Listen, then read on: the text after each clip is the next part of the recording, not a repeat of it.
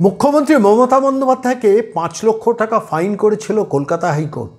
শেষ পর্যন্ত মুখ্যমন্ত্রী কলকাতা হাইকোর্টের সেই ৫ লক্ষ টাকা ফাইনের ব্যাপারে উচ্চতর আদালতে গিয়েছেন বলে কোনো খবর জানা নেই। শেষ পর্যন্ত ৫ লক্ষ টাকা মুখ্যমন্ত্রী কলকাতা হাইকোর্টের নির্দেশ মোতাবেক সেই ফাইনটা দিয়েছিলেন কিনা এবং শেষ পর্যন্ত জমা পড়েছিলেন কিনা তার কোনো খোঁজ খবর কোনো সংবাদ মাধ্যম কোনো দিন করে না।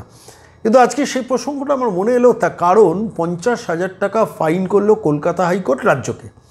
কী বিষয় শুনলে চমকে যাবেন। খবরটা কি জানতেন? সেগমেন্টে যে খবর বাংলার তথাকথিত বড় সংবাদ মাধ্যম সেগুলো নিয়ে চর্চা করেন, আমাদের মাঝে মাঝে সেই বিষয়গুলো নিয়ে চর্চায় আসতে হয়। যে রাজ্য সরকারের খেলামেলা উৎসবের টাকা ওড়ে, কার্নিভাল করতে টাকা ওড়ে, ৩ কোটি টাকা দুর্গাপুজোয় ১,১০,০০০ টাকা দিতে ক্লাবগুলো এতে পুজো কমিটিগুলোকে টাকা ওড়ে, বর্তমান কিংবা আনন্দবাজার পত্রিকা, নিউজ ১৮ কিংবা জি২৪ ঘন্টা চ্যানেল কিংবা ডিজিটাল মাধ্যমে বিপি অনলাইনে কোটি কোটি টাকা ওড়াতে যে সরকারের কাপড় হয় না, সেই সরকারের চাকরি দিতে গেলে টাকার ভীষণ টান পড়ে। আর সেই টাকা যখন টান পড়ে তখন সেই সরকারকে যখন ৫০,০০০ টাকা আদালতের নির্দেশে জমা দিতে হবে, সেই নির্দেশ আসে মহামান্য বিচারপতি শুভ্রা ঘোষের কাছ থেকে। খবরটা আমাদের কাছে মনে হয়েছে খুব বড় খবর। কেন খবর, কিসের খবর জানেন? আপনি ধরুন কোনো একটা সংকটে পড়েছেন, সমস্যায় পড়েছেন, আপনি পুলিশের কাছে গেলে পুলিশ প্রথমে বলবে অভিযোগপত্রটা রেখে যান, দেখব, আমাদের সময় হলে দেখব। সেই সময় তার কবে হবে জানি না, শেষ পর্যন্ত সেই এফআইআর হবে কি না কেউ জানে না। কিন্তু এই ঘটনাটা যেটা আপনাদের কাছে বলছি সেটা মুর্শিদাবাদ কাঁদির একটি যুবকের নাম হচ্ছে নাসির শেখ। ৩টি ঘটনায় অভিযুক্ত হয়ে নাসির জেল খেটেছিলেন বেশ কিছুদিন ধরে।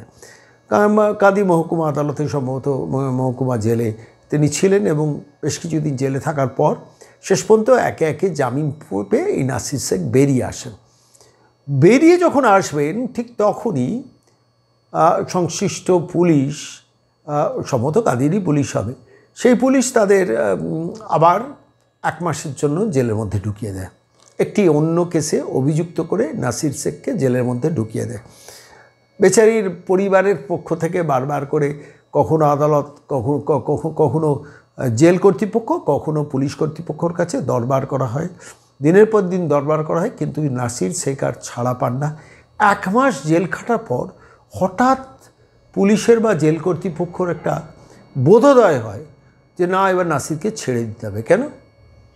পরবর্তীকালে নাসির যখন শেষ পর্যন্ত ছাড়া পান, বেরিয়ে আসেন, আসার পর তিনি সরাসরি আইনজীবী ধরেন এবং সেই আইনজীবী দিয়ে শটান চলে যান কলকাতা হাইকোর্টে। ভাবুন, মুর্শিদাবাদ কাঁদির যুবক নাসির শেখ, তার পরিবার, তার তরফ থেকে সরাসরি আইনজীবীদের দিয়ে কলকাতা হাইকোর্টে একটি মামলা করে দেওয়া হয়। মামলাটি ওঠে বিচারপতি শুভ্রা ঘোষের ঘরে। সেখানে বলা হয় যে মামলায় নাসির শেখ অভিযুক্তই নয়, সেই মামলায় তাকে ১ মাস ধরে জেলে রাখা হয়েছে এবং তারপর তাকে ছাড়া হয়।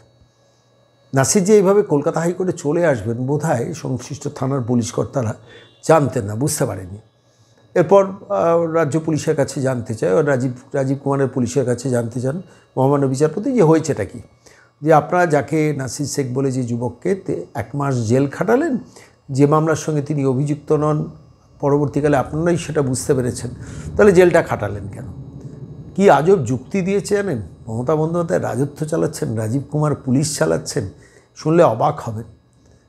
তারা বলেছেন it is a clerical mistake, অর্থাৎ রাজ্য সরকার বা নবান্ন বা ভবানী ভবনের যিনি আইনজীবী, তিনি আদালতে দাঁড়িয়ে মহামান্য বিচারপতি শুভ্রা ঘোষের কাছে বলছেন it is purely a clerical mistake, অর্থাৎ ক্লার্ক লিখতে ভুল করেছেন, সেই জন্য নাসির শেখ 1 মাস জেল খেটেছেন। বিষয়টা কি তাই? আমার তো ধারণা অন্য কিছু। যাই হোক, ধারণার উপর কোনো কথা বলা উচিত না। মহামান্য বিচারপতি বুঝেছেন, বুঝে প্র্যাকটিক্যালি তীব্র ভৎসনা করেন রাজ্য পুলিশকে এবং যে নির্দেশ দেন সেটাই মারাত্মক। সেটা বলার জন্য বারবার মনে হচ্ছিল আগে বলি, সেই খবরটাই আপনাদের জানা দরকার। সরাসরি রাজ্য সরকারকে বলেছেন ৫০,০০০ টাকা নাসির শেখের হাতে ক্ষতিপূরণ বাবদ তুলে দিন। ৫০,০০০ টাকা নাসির শেখের হাতে ক্ষতিপূরণ বাবদ তুলে দিন বলেছেন মহামান্য বিচারপতি শুভ্রা ঘোষ। ভাবুন তো, আমার আপনার দেওয়া ট্যাক্সের টাকা, সেই টাকা দিতে হচ্ছে নাসির শেখকে, নবান্ন দিচ্ছে। আচ্ছা, এটা তো আমি জানি না মহামান্য বিচারপতি যে নির্দেশ দিয়েছেন, নির্দেশাবলীর ডিটেলসটা আমি দেখিনি, কিন্তু আমার যতটুকু মনে হলো যে রাজ্যকেই দিতে হবে।